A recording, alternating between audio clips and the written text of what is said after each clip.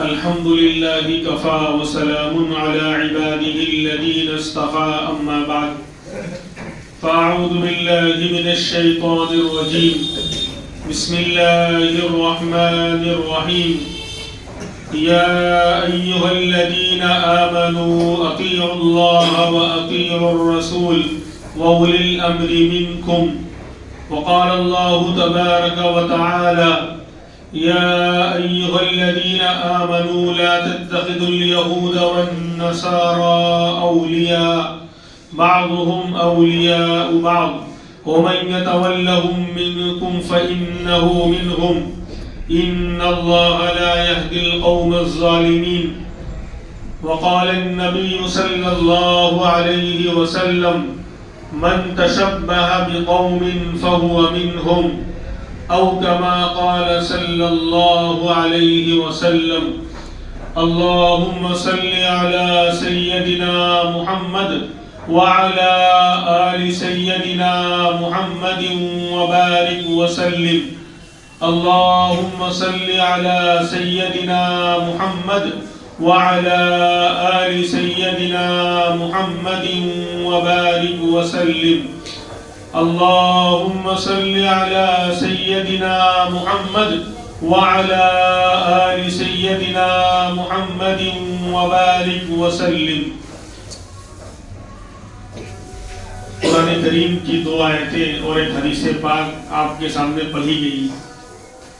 اللہ تبارک و تعالیٰ نے پہلی آیت میں یہ حکم دیا یا ایھا الذین آمنوا اطیعوا اللہ و اطیعوا الرسول، اے ایمان والو اللہ کی اطاعت کرو، اللہ کی بات مانو. اللہ ہمارے رب ہیں، ہمارے خالق ہیں، ہمارے مالک ہیں، ہمارے پالنہار ہیں، ہمارے پیدا کرنے والے ہیں، ساری نعمتوں سے نوازنے والے ہیں.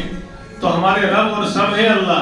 تو کہا کہ اللہ کی مانو، اللہ کی اطاعت کرو، اور فرمایا وَأَطِيعُوا الرَّسُولَ، اور رسول اللہ صلی اللہ علیہ وسلم کی اطاعت کرو، آپ کی بات مانو، کیونکہ آپ اللہ کے پیغمبر، اللہ کے رسول، اللہ کے قاصد بن کر امت کے سامنے اللہ کا پیغام پہنچانے والے ہیں، اللہ کی طرف سے جو ہے پیغام لے کر آنے والے ہیں. لہذا جہاں اللہ کی بات مانی جائے گی وہاں رسول اللہ صلی اللہ علیہ وسلم کی بات بھی مانی جائے گی.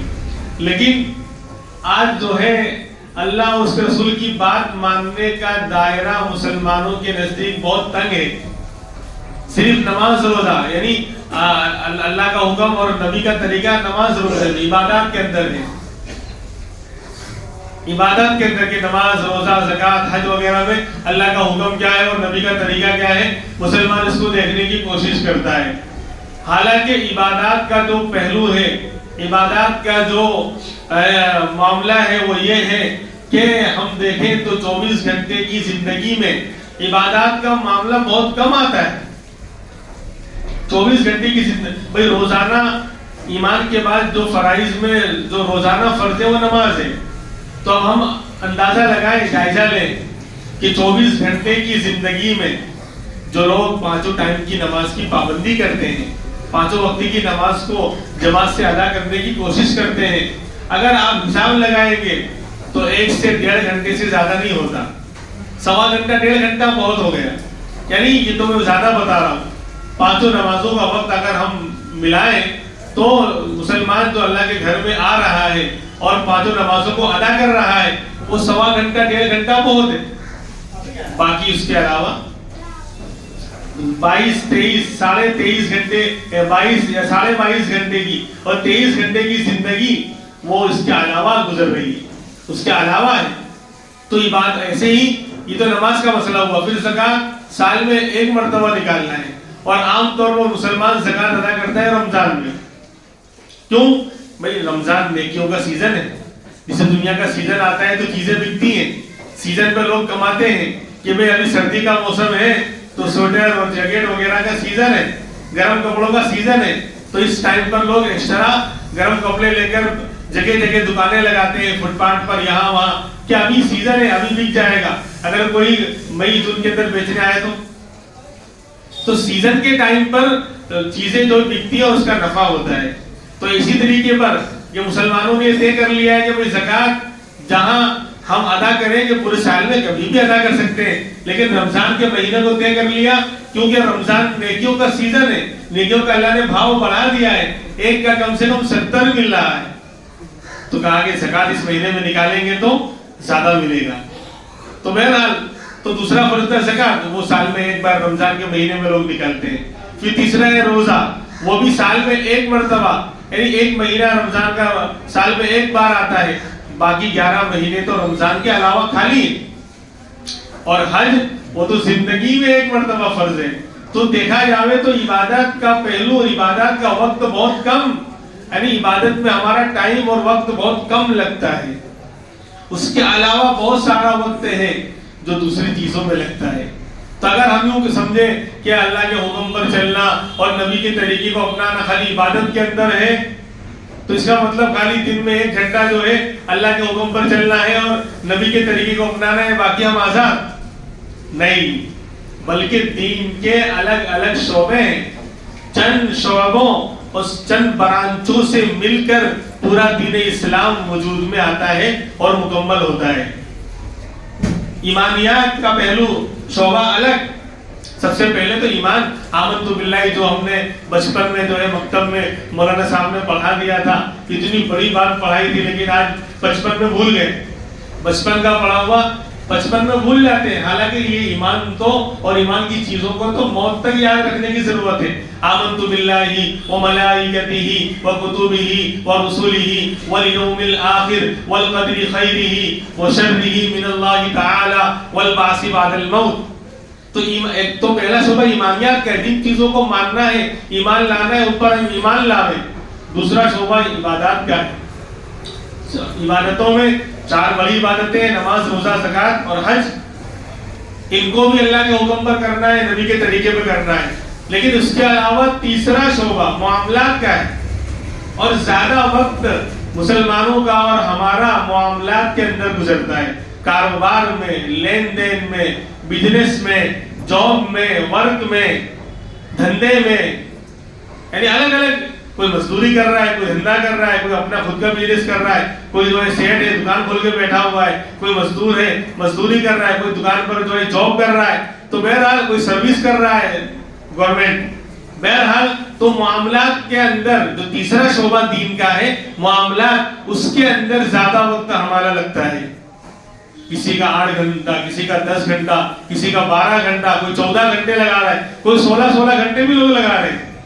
صبح ہوتی ہے, شام ہوتی ہے, زندگی 2 روٹی اور 2 بوٹی میں تمام ہوتی ہے, کسی کی فکروں میں تمام ہوتی ہے. تو 12 گھنٹہ, 10 گھنٹہ, 14 گھنٹہ, ارے معاملات کے اندر ہمارا وقت گزر رہا ہے. تو کیا صرف عبادات کے اندر ہی اللہ کے حکم کو دیکھا جائے گا؟ کیا صرف عبادات کے اندر ہی نبی کے طریقے اور سنت کو دیکھا جائے گا؟ نہیں, ایسا نہیں ہے. بلکہ معاملات کے اندر بھی جو دین کا تیسرا بڑا شعبہ ہے معاملات, یعنی ہم جو بھی لین دین معاملہ کر رہے ہیں, کاروبار کر رہے ہیں, بزنس کر رہے ہیں, جاب کر رہے ہیں, نوکری اور دھندا کر رہے ہیں, مزدوری کر رہے ہیں, یعنی جس فیلڈ کا بھی انسان, اس کے اندر اس کو دیکھنا ہوگا میرے اللہ کا حکم کیا, یہ حلال ہے یا حرام, جائز ہے یا ناجائز, اور پھر حلال ہے تو کرنا کس طریقے پر ہے. بہت سے حلال کاروبار بھی طریقہ غلط ہوتا ہے تو ناجائز ہو جاتے ہیں. بھائی کپڑا بیچنا, سلائی کرنا, جو دنیا کے حلال کاروبار ہے, لیکن اگر جھوٹ بولے گا, چیٹنگ کرے گا, دھوکہ دے گا, جھوٹ بول کر کپڑے بیچے گا اور چیٹنگ کر کے کپڑے بیچے گا, دھوکہ دے گا, تو یہ بھی ناجائز ہو جائے گا. تو اب دیکھنا یہ ہے اس کے اندر بھی, جو میں جو جاب کر رہا ہوں, میں جو کاروبار کر رہا ہوں, میں جو بزنس کر رہا ہوں, میں کوئی نوکری کر رہا ہوں, میں کوئی مزدوری کر رہا ہوں, تو اس میں میرے اللہ کا حکم کیا, یہ حلال ہے یا نہیں. کیونکہ زیادہ وقت اسی کے اندر ہمارا گزر رہا ہے, 10 گھنٹہ, 8 گھنٹہ, 12 گھنٹہ. عام طور پر 8 گھنٹے سے کم ڈیوٹی ہوتی نہیں ہے، عام طور پر کہہ رہا ہوں میں. ہاں تو اتنا زیادہ وقت 10 گھنٹہ کسی کا 12 گھنٹہ دکان پر اور جاب میں گزر رہا ہے، تو کیا وہاں اللہ کے حکم کو نہیں دیکھے گا؟ صرف نماز پڑھنے آئے تو نماز کیسے پڑھنی ہے؟ ظہر کی 4 رکعت ہے اور جمعہ کے دن 2 رکعت ہے اور عصر کی 4 ہے اور فلاں ہے اور اس طرح پڑھنا ہے، سورہ فاتحہ سورت کا ملانا ہے، یہ کرنا ہے وہ کرنا ہے. تو کیا صرف عبادت کے اندر ہم اللہ کے حکم کو دیکھیں گے اور نبی کے طریقے کو نہیں؟ عبادت تو 24 گھنٹے میں 1.25 گھنٹہ ہے، تو اس کا مطلب 23 گھنٹہ اور 22.5 گھنٹہ ہم آزاد ہیں.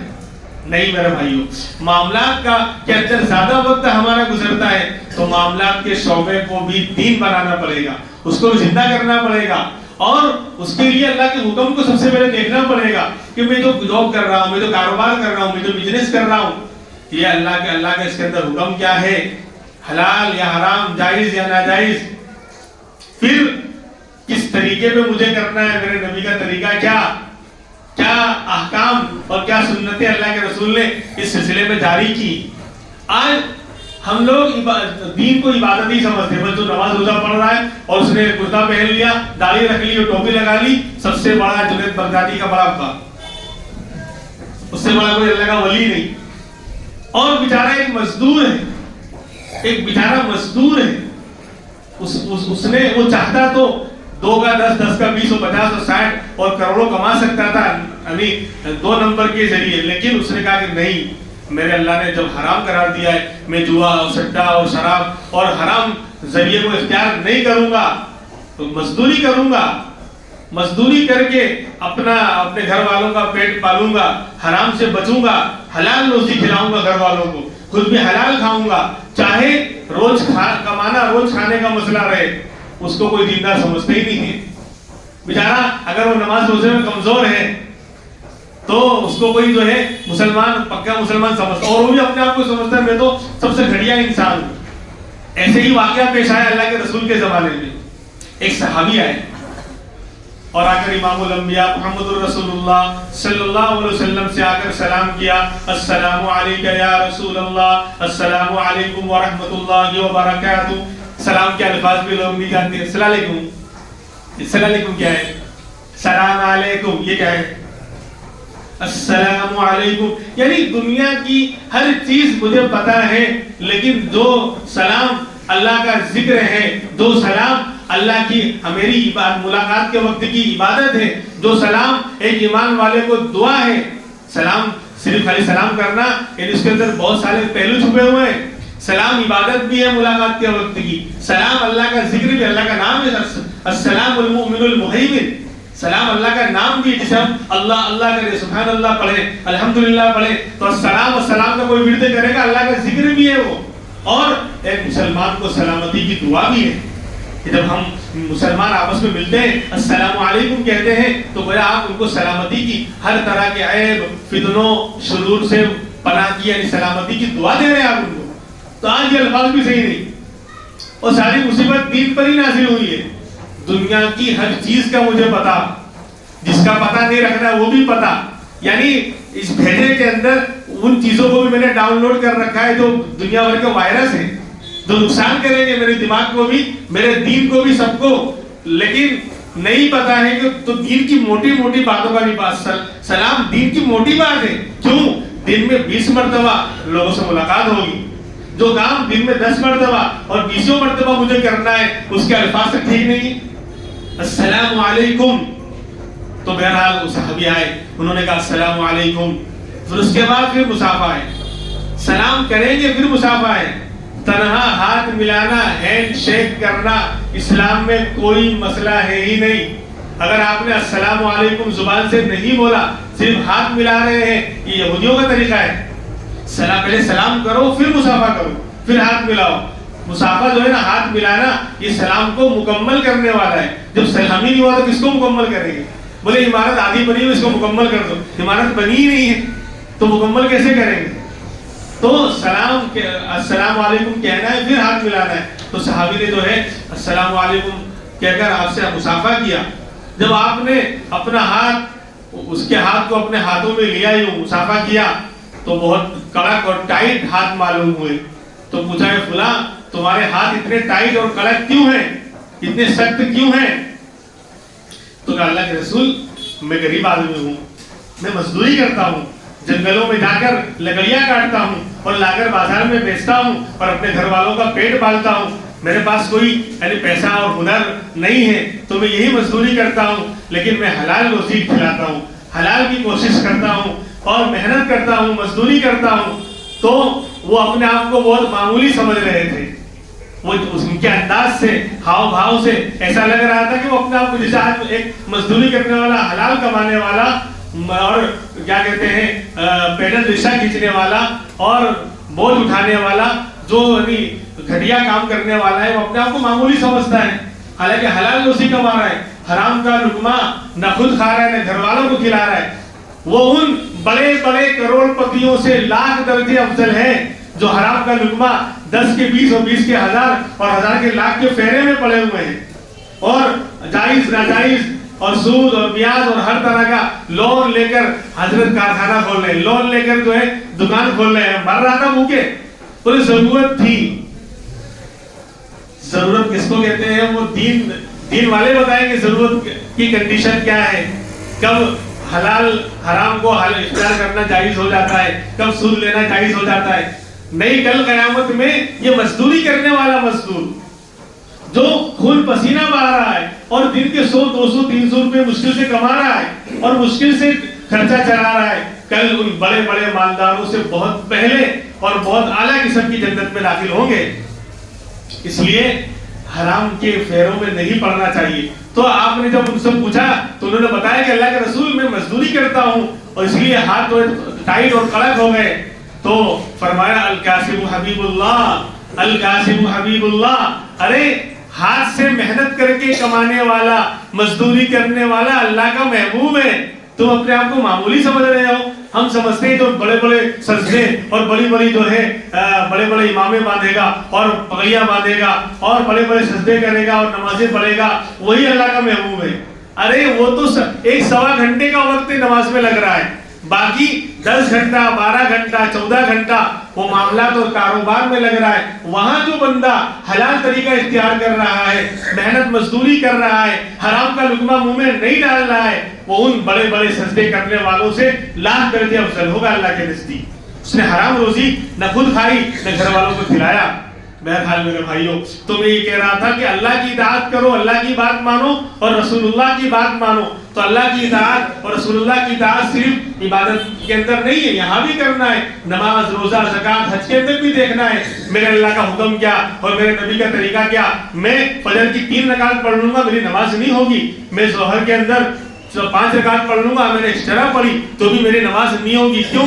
کیا کہا جائے گا؟ تم نے نبی کے طریقے پہ نماز نہیں پڑھی. اللہ کے رسول نے 4 رکعت بتائی ہے اور فجر کی 2 بتائی ہے, میں 3 پڑھنے لگ جاؤں حالانکہ تیسری رکعت میں نے سورہ فاتحہ پڑھی, قرآن کریم کی سب سے افضل سورت پڑھی اور دوسری سورتیں پڑھی, اللہ کا ذکر کیا, رکوع کیا, سجدہ کیا, کوئی شراب نہیں پی, کوئی جوا نہیں کھیلا, کسی کو گالی نہیں دی, پھر بھی کیا کہا جائے گا کہ تمہاری نماز مردود, یہ لپیٹ کر تمہارے منہ پہ مار دی. کیوں؟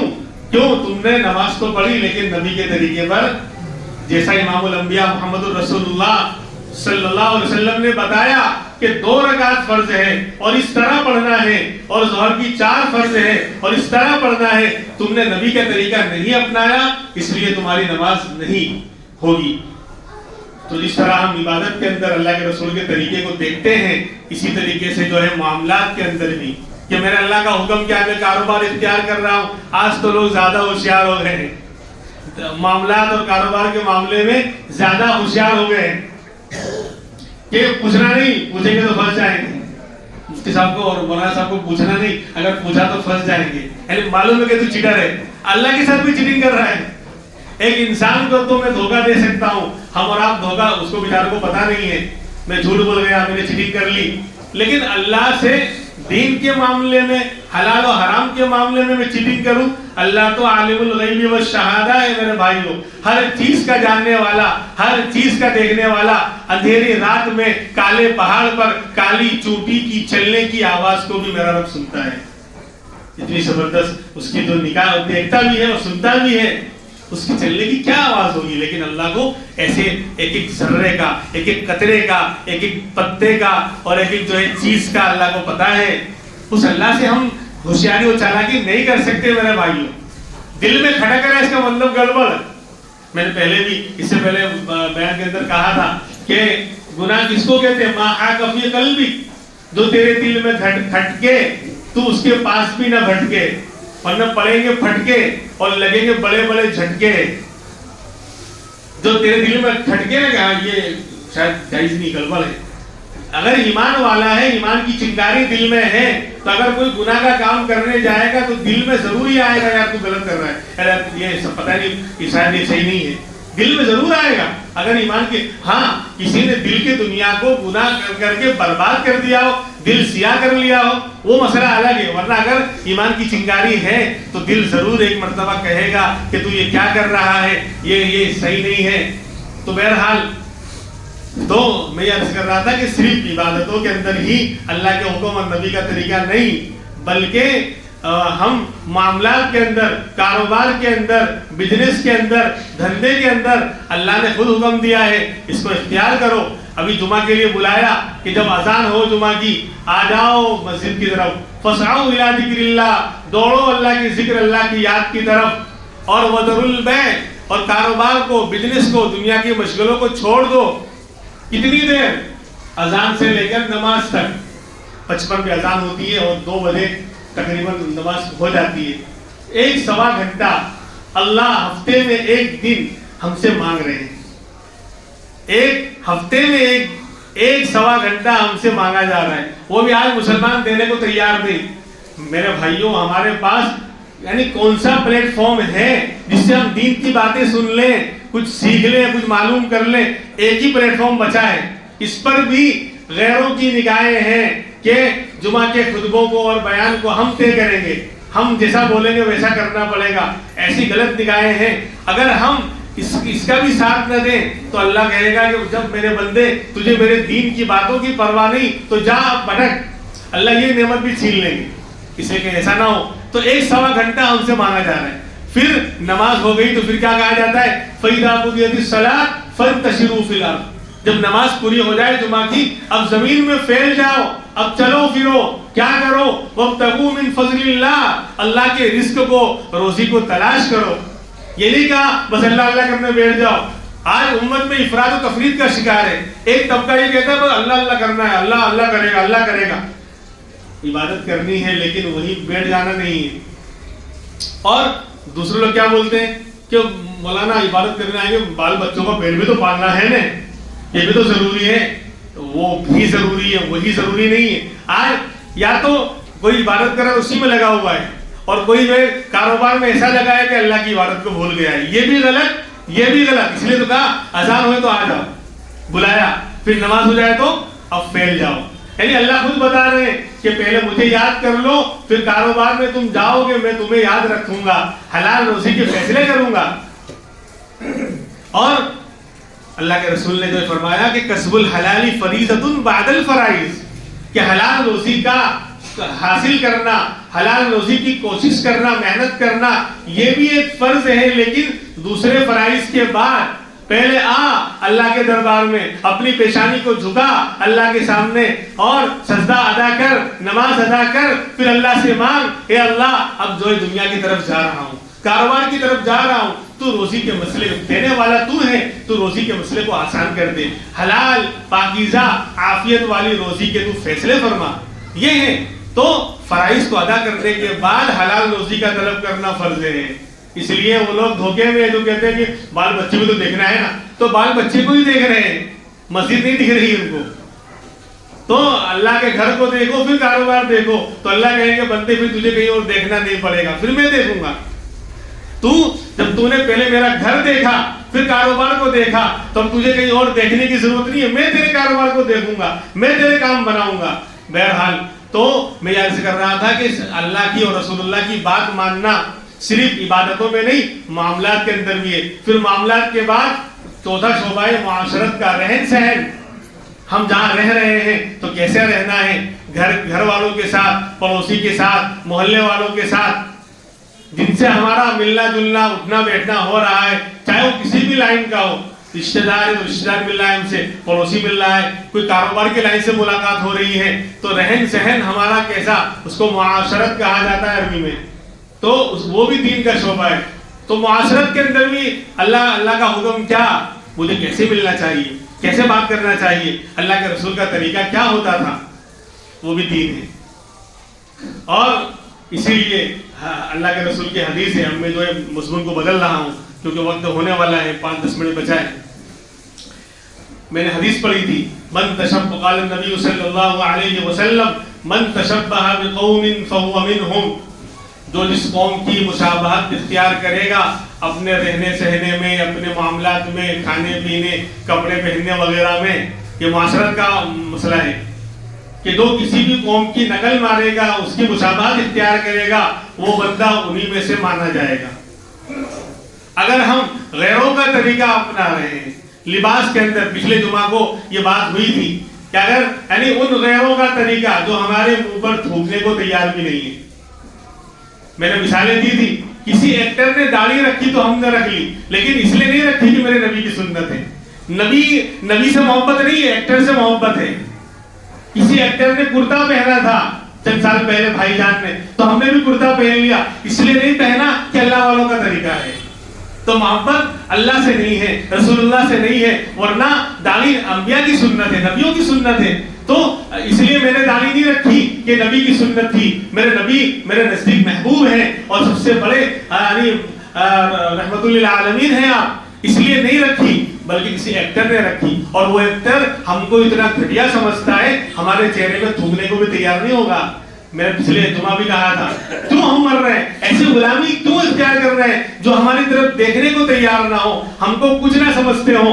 ہم ان کا طریقہ، اس نے بال یوں بنایا تو ہم نے بھی بنا لیا. وہ نہیں کہنے آ رہا کہ تم میری نقل مارو. تو فرمایا کہ جو جس کی مشابہت اور جس کی نقل مارے گا وہ اسی میں سے مانا جائے گا. اب مسئلہ کیا آ رہا ہے، اب تہوار آ رہے ہیں، غیروں کے تہوار. اور میرے نوجوانوں، میں تم سے ہاتھ جوڑ کر اب جو بات کہہ رہا ہوں بہت سیریس والی اور سنجیدگی سے میں کہنے جا رہا ہوں. یہ آج 10 تاریخ ہے، آپ کو معلوم ہے 10 جنوری، اور 3 دن کے بعد 14 جنوری آ رہی ہے. چوتھے دن 14 جنوری آ رہی ہے.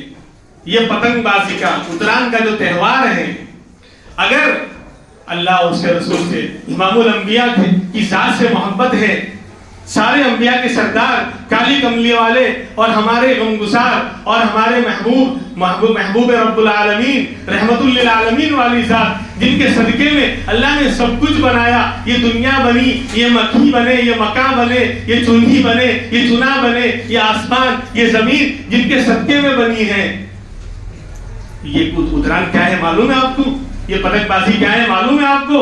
پڑوس کے ملک میں ایک خبیث نے، ایک گستاخ نے میرے نبی کی شان میں گستاخی کی تھی، میرے نبی کو گالیاں دی تھی، دنیا کی سب سے بڑی رحمت والی ذات کو برا بھلا کہا تھا. اور پھر اس نے گالی دینے کے بعد، نبی کی شان میں گستاخی کرنے کے بعد، اس نے اس کا سیلیبریٹ کیا تھا، اس کو منایا تھا پتنگ اڑا کر اس کو سیلیبریٹ کیا تھا کہ میں نے بہت اچھا کام کیا. اب آگے بڑھ کے میں جملے یہ کیسے کہہ سکتا ہوں، لیکن دل پہ پتھر رکھ کے کہتا ہوں، جو لوگ پتنگ اڑا رہے ہیں وہ اس ظالم کا ساتھ دے رہے ہیں. وہ بتا رہے ہیں کہ تو نے نبی کی شان میں جو گستاخی کی تھی بہت اچھا کیا تھا، تو نے سیلیبریٹ کیا تھا، ہم بھی سیلیبریٹ کر رہے ہیں پتنگ اڑا کر. اگر تھوڑی بھی محبت ہوگی، میں بھیک مانگتا ہوں تم سے امام الانبیاء کی محبت کی، اگر تھوڑی بھی محبت ہوگی تو اس پتنگ کی طرف نگاہ اٹھا کر نہیں دیکھے گا مسلمان. اور جذبہ پیدا کرو اپنے اندر، اللہ کے رسول کا ایمانی جذبہ پیدا کرو، اللہ کی محبت، اللہ کے رسول کی محبت پیدا کرو میرے بھائیوں. یہ تہوار ہمارے نہیں ہیں، یہ تو نبی کی گستاخی پر ہی مبنی ہے. یعنی اس گستاخ نے پتنگ اڑا کر سیلیبریٹ اور فنکشن منایا تھا. آج وہی سلسلہ اب چلا، بسنت پنچمی اس کو بولتے تھے، ہمارے یہاں اتران گجراتی میں بولا جاتا ہے، اور وہی 14 تاریخ کو وہی تہوار منایا جاتا ہے. یعنی اسی گستاخ کا ساتھ دیتے ہیں. اے میرے نوجوانوں، نبی سے محبت نہیں ہے کیا؟ اللہ کے رسول سے محبت نہیں ہے؟ جو آخری وقت میں جب زبان مبارک سے الفاظ برابر ادا نہیں ہو رہے تھے میرے نبی کے، تو کان لگا کر سنا گیا، یا ربی امتی، یا ربی امتی، یا ربی امتی. دنیا سے جانے کا وقت ہے، پردہ فرمانے کا وقت ہے. انسان اپنوں کو یاد کرتا ہے، اپنے گھر والوں کو یاد کرتا ہے، اپنی بیوی بچوں کو دیکھنا چاہتا ہے، کچھ کہنا چاہتا ہے، کچھ پیغام پہنچانا چاہتا ہے. لیکن میرے نبی کو ہم جیسے نالائقوں سے محبت تھی، جاتے جاتے بھی دنیا سے جا رہے ہیں لیکن زبان پر یا ربی امتی، اے میرے رب میری امت کا کیا ہوگا، میری امت کو معاف کر دے. اور آج امت ظالموں کا ساتھ دے رہی ہے، آج امت ظالموں کا تہوار منا رہی ہے. میرے بھائیوں محبت ہے تو یہ کام انشاءاللہ ہم نہیں کریں گے، انشاءاللہ نہیں کریں گے. ابھی تو انشاءاللہ نیت کرو کہ انشاءاللہ یہ کام نہیں کریں گے. اور ایک تو یہ معاملہ ہے. دوسرا معاملہ یہ ہے کہ اس کے اندر فضول خرچی لاکھوں کروڑوں روپے ضائع ہوتے ہیں. غیروں کی بات ہی نہیں کر رہا، مسلمانوں کی بات کر رہا ہوں. اس شہر کے اندر پتنگ اور ڈوری کے نام پر، اتران کے نام پر کروڑوں روپے ضائع ہوتے ہیں. ہم روتے ہیں کہ ہمارے پاس بہترین کوئی دواخانہ ہاسپٹل نہیں ہے، ہمارے پاس کوئی شاندار اسکول اور کالج نہیں ہے، ہمارے پاس کوئی یونیورسٹی نہیں ہے. میں کہتا ہوں الگ سے چندہ کرنے کی ضرورت نہیں ہے. جو یہ لوگ یعنی غیروں کا تہوار مناتے ہیں، اتران پر پتنگ اور ڈوری میں کروڑوں روپے خرچ کرتے ہیں، اگر مسلمان خرچ کرنا بند کر دے، ہر سال ایک نیا کالج تیار ہو جائے گا، ہر سال ایک نیا دواخانہ ہاسپٹل تیار ہو جائے گا. ہر سال جو ہے، ہاں میں دین کی بات نہیں کر رہا، دنیا کی بولے گے مدرسے و مسجد کی بات کرنے لگ جاتے ہیں. چلو اسکول کالج، ہمیں اسلامی اسکول کالجز کی ضرورت ہے، مسلمانوں کے کالج اسکول کی ضرورت نہیں ہے. اسلامی کیوں آج بہت سے مسلمان چلا رہے اسکول، لیکن اسلامی ماحول وہاں پیدا کرنے کی ضرورت ہے. تو اگر ہم ان تہواروں پر جو روپے خرچ کرتے ہیں اسی کو بچا کر رکھیں اور خرچ نہ کریں، ہر سال ایک دواخانہ، ہر سال ایک کالج، ہر سال ایک اسکول شاندار احمد آباد میں تیار ہو سکتی ہے. غریبوں آپ جا کر دیکھو دواخانوں میں، ہاں یہ مال ہمارا بہت قیمتی ہے. وَلَا تُبَذِّرْ تَبْذِيرًا إِنَّ الْمُبَذِّرِينَ كَانُوا إِخْوَانَ الشَّيَاطِينَ. قرآن کہہ رہا ہے کہ فضول خرچی مت کرو، یہ مال ہم نے تم کو دیا ہے. اللہ فرماتے ہیں یہ مال ہماری نعمت ہے، ہماری دولت ہے، ہم نے تم کو دیا ہوا ہے، اس کو فضول خرچ مت کرو، بے وجہ خرچ مت کرو. کیوں؟ فضول خرچی کرنے والا شیطان کا بھائی ہے، شیطان کا ساتھ دے رہے ہیں آپ. اس لیے اپنے مالوں کو بچاؤ، اپنے مالوں کی حفاظت کرو. یہ مال بھی ہمارا قیمتی ہے، یہ جان بھی ہمارا قیمتی ہے، یہ جان بھی ہماری بہت قیمتی ہے. ان کو ہم صحیح جگہ لگائیں گے، مال کو بھی صحیح جگہ لگائیں گے اور جان کو بھی صحیح جگہ لگائیں گے. اگر ہم جذبہ ہمارے اندر نہیں ہے، ہم مسجد مدرسے کو نہیں دے پا رہے، کم سے کم اپنے اوپر خرچ کریں، اپنے بچوں پر حلال طریقے پر خرچ کریں، اپنے بچوں کو سمجھائیں، پڑھائیں. دیکھو جو کام میں جس پر میں راضی نہیں ہوں میرا بچہ مجھ سے کروا ہی نہیں سکتا. میں اپنے بچے کو 100 روپے دینا چاہتا ہوں، وہ 500 مانگ رہے ہیں.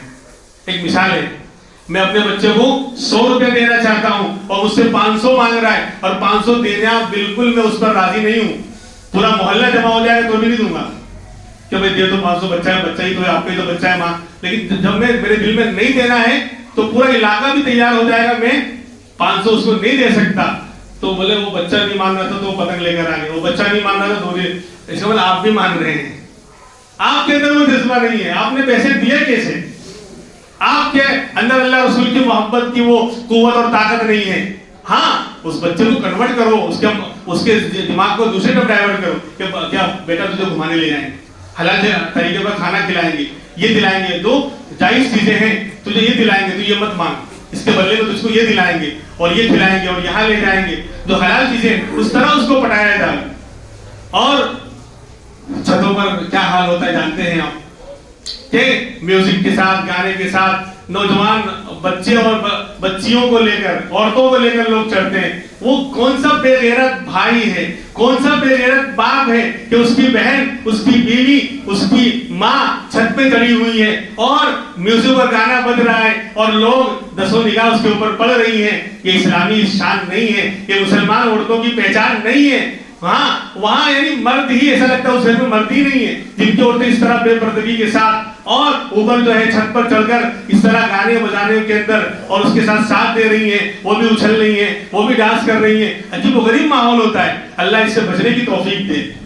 اور پھر جو بھی تہوار اسلام کے خلاف ہے اس میں نہ دین کا فائدہ ہے نہ دنیا کا فائدہ ہے. آپ جانتے ہیں دین کا فائدہ تو ہے ہی نہیں. دنیا کا بھی فائدہ نہیں ہے، مال بھی ضائع ہو گیا، کروڑ روپے چلے گئے مسلمانوں کے، اور نقصان ہے، کوئی چھت پہ سے گر گیا پتنگ لوٹنے میں، کوئی روڈ پہ جا رہا تھا ایکسیڈنٹ ہو گیا، بچوں کا ہوتا ہے. آپ اخبار میں دیکھیں گے اتران کے دوسرے دن جو اخبار آئے گا 20-50 لوگ مرے ہوئے ہوں گے، کوئی چھت سے گر گیا، کوئی کہاں سے گر گیا، کوئی کسی کا ایکسیڈنٹ ہو گیا. اور پھر وہ ڈوری کتنی خطرناک ہوتی ہے کہ گلا کٹ گیا اور انسان کا انتقال ہو گیا. یعنی ان تہواروں میں سراسر نقصان ہی نقصان ہے. اس لیے اپنے مال کو، اپنے وقت کو، اپنی جان کو، جو بہت قیمتی اللہ نے ہم کو دے رکھی ہے، ہمارا مال بھی قیمتی ہے، ہماری جان بھی قیمتی ہے، ہمارا وقت بھی قیمتی ہے. اگر ہم چیزوں کو صحیح جگہ نہیں لگا پا رہے ہیں تو کم سے کم غلط جگہ بھی تو نہ لگائیں، اس سے بچائیں. اپنے آئندہ کے لیے کام آئے گا. مسجد مدرسے میں نہیں دے سکتے، اپنے اوپر، اپنے آئندہ کے لیے اور حلال طریقوں پر خرچ کرنے کے لیے اس کو بچا کر رکھیں. اور پھر عجیب و غریب معاملہ ہے جو کہ نقصانات ہیں. پھر پتنگ کی کیا کہتے ہیں، وہ پتنگ کٹتی ہے، کسی کا مال لوٹنا جائز تھوڑی ہے. دنیا والے چاہے اصول بناتے ہو، کٹ گئی تو وہ جس نے پکڑا اس کی ہو گئی. لیکن اسلام کا قانون یہ ہے کہ جس کا مال تھا اس کا رہے گا. پتنگ چاہے کٹ گئی ہو، پتنگ چاہے کٹ گئی ہو، لیکن کیا اس طرح کسی کی مرغی اڑ کر آ گئی میرے گھر میں تو بولے میں نے پکڑ لی میری ہو گئی، میں نے پکڑ لی تو میری ہو گئی. پھر تو یہ اگر دنیا اتران کا یہ قاعدہ چلانے سب جگہ چلاؤ، کسی کی مرغی بکری بھاگ کر آ گئی میرے گھر میں، بولے میں نے پکڑی ہے، یہ جائز نہیں کسی کا. تو اس میں یہ بھی نقصانات ہیں کہ کسی کا مال لاحق لے لینا، چھین لینا اور زبردستی قبضہ کر لینا اور پھر ایک دوسرے کو تکلیف پہنچانا، جھگڑے لڑائی ہوتی ہے. اس لیے اپنے آپ کو ان چیزوں سے بچانے کی ضرورت ہے. اللہ تبارک و تعالی عمل کی توفیق عطا فرمائے. وآخر دعوانا الحمدللہ رب العالمین.